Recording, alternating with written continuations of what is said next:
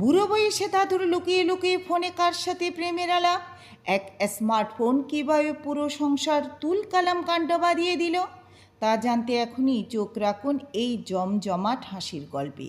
গ্রামে 70 বছর বয়সে হরিশ দাদু কোনোদিন স্মার্টফোন ব্যবহার করেননি।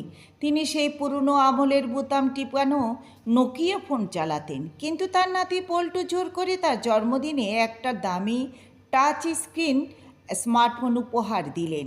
দাদুকে বুঝিয়ে দেওয়া হলো, দাদু এই ফোনে একটা গুগল অ্যাসিস্ট্যান্ট আছে, তুমি মুখে যা বলবে ও সব খুঁজে দেবে আর তোমার সব কথার উত্তর দেবে।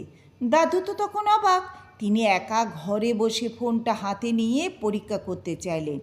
দাদু গলা হাঁকারি দিয়ে বললেন, হ্যালো গুগল, আমার চশমাটা কোথায় রেখেছি বলতে পারো? ফোনের ওপাশ থেকে গুগলের মেয়েলি কণ্ঠে উত্তর এলো, দুঃখিত, আমি এটা জানি না। দাদু মনে মনে ভাবলেন, মেয়েটা নতুন তো, তাই হয়তো ঘরের খবর জানে না। তিনি আবার জিজ্ঞেস করলেন, আচ্ছা মা, বলো তো আজ দুপুরে আমাদের বাড়িতে কী রান্না হয়েছে? গুগল আবার বললেন, আমি দুঃখিত, আমি বুঝতে পারছি না। দাদু এবার একটু রেগে গেলেন। তিনি ভাবলেন মেয়েটা তাকে পাত্তা দিচ্ছে না। তিনি ধমক দিয়ে বললেন, সব ব্যাপারে দুঃখিত, তা বাপু কিছু যদি জানোই না তবে এত দামি ফোনে বসে আছো কেন? যাও রান্নাঘরে গিয়ে আমার গিন্নিকে রান্নায় সাহায্য করো।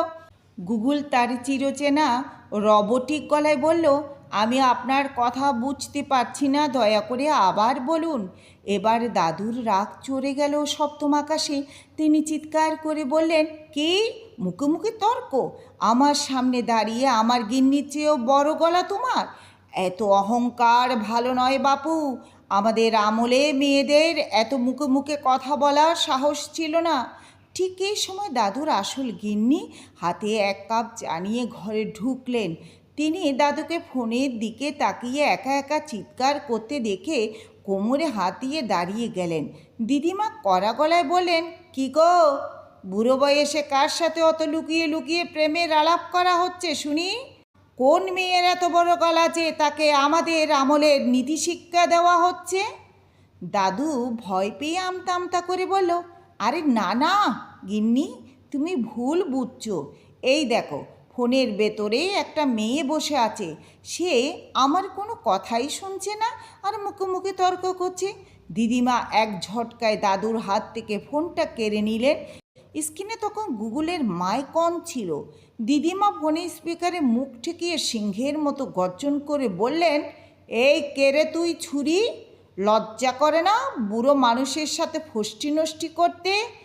আজ থেকে আমার কর্তার আশেপাশে যেন তোকে আর না দেখি, ঝাড়ু মেরে তোর মুখ ভেঙে দেব।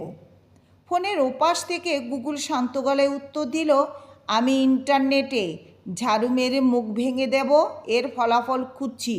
দিদিমা রাগে লাল হয়ে দাদুর দিকে তাকিয়ে বলেন, দেখেছ, এ আবার আমার সাথে ইয়ার্কি মারছে।